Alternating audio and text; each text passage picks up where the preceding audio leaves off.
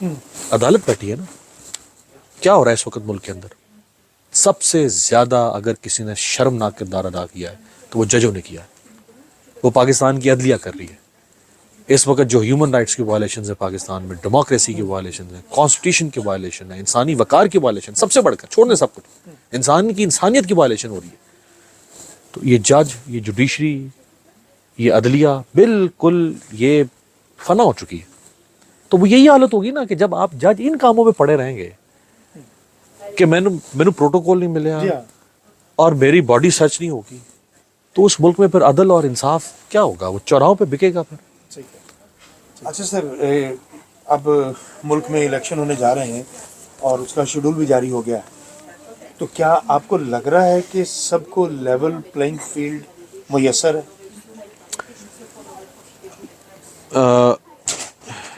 یا مجھ سے پوچھنے کہ لگ رہا ہے نہ آپ کو لگ رہا ہے؟ کیونکہ آپ وہاں سے آئے ہیں، آپ نے چلے جانا ہے، جو انفارمیشن آپ کے پاس ہے وہ ہمارے پاس تو نہیں ہے نا. دیکھیں اس وقت تو پاکستان میں الیکشن ایک ہوتی ہے سلیکشن، یہ تو سلیکشن سے بھی کوئی نیکسٹ لیول کا کوئی واردات ہو رہی ہے. الیکشن تو نہیں ہے، نہ سلیکشن ہے، یہ سلیکشن سے بھی کچھ آگے کی واردات ہے. الیکشن میں بھی جب دھاندلی ہوتی تھی نا تو کوئی بھرم رکھا جاتا تھا. ہر دور میں دھاندلی ہوتی رہی لیکن ایک بھرم ہوتا تھا. سلیکشن میں بھی کچھ بھرم ہوتا تھا. جب ملک میں سلیکشن ہوئی ہے اس میں بھی بھرم ہوتا تھا کہ چلے اس طرح سلیکٹ کیا جائے کہ کم از کم بھرم رہے. اس دفعہ تو بھرم ہی نہیں ہے.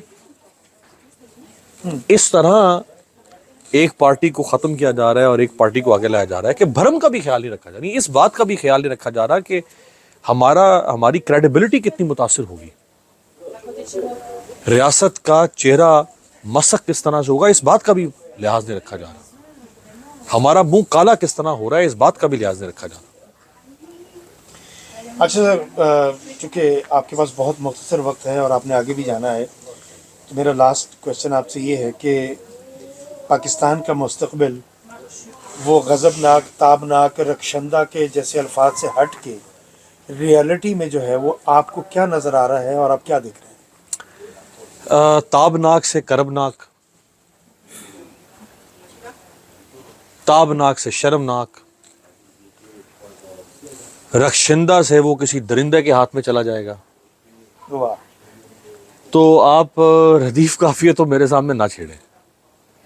جی ٹھیک. اس وقت اس ملک کی حالت جو ہے وہ جسے کہتے ہیں نا کہ پہلے آتی تھی جو ہماری ہنسی نکلی ہے، وہ جسے کہتے ہیں نا کہ پہلے آتی تھی حال دل پہ ہنسی، اب کسی بات پر نہیں آتی.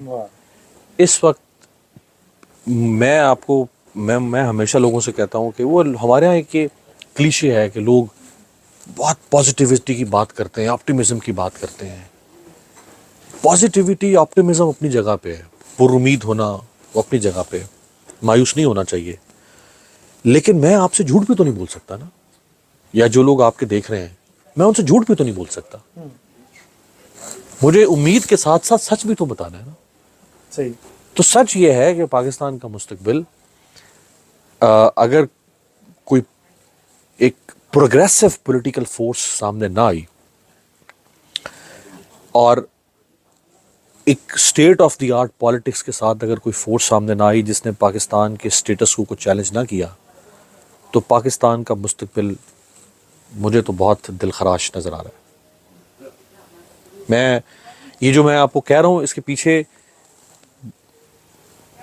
بہت کچھ ہے جس کی بنیاد پر میں یہ بات آپ سے کہہ رہا ہوں. میں محسوس کر سکتا ہوں سر. سر بہت شکریہ، بہت نوازش. Thank you. بہت شکریہ سر. بہت پیارے آدمی ہیں آپ. مجھے بھی تو کلوزنگ دینے دیں نا. بہت شکریہ. مجھے بھی کلوزنگ دینے دیں. آپ اپنی کلوزنگ پر دیجیے گا. بہت پیارے آدمی ہیں، بہت پیارے آدمی ہیں. اور ان کے ساتھ جو میرا وقت یہاں گزرا ہے، ان کا نام بھی بہت خوبصورت ہے، شاہ رخ. بہت شکریہ. بہت شکریہ سر. اور حضرات، آپ کو آج کے اس ایپیسوڈ میں امیر عباس صاحب کے ساتھ ہماری گفتگو یقیناً پسند آئی ہوگی. کامنٹ میں اپنا اظہار کیجیے گا اوورسیز وائس سے. اللہ حافظ.